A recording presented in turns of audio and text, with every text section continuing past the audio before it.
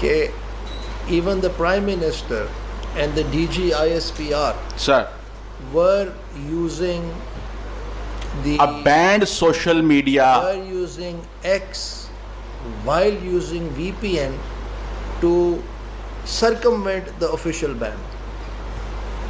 This is that factually correct, sir. It's factually correct. Very, very much correct, sir.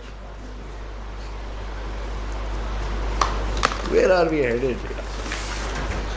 Now, my lord, kindly So see. it was banned for ordinary people, but not banned for anyone Who has access to those through VPNs? through VPNs.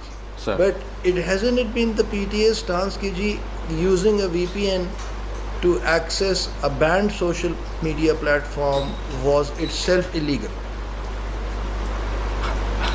So are you saying that while doing that, the PM and the DG ISPR and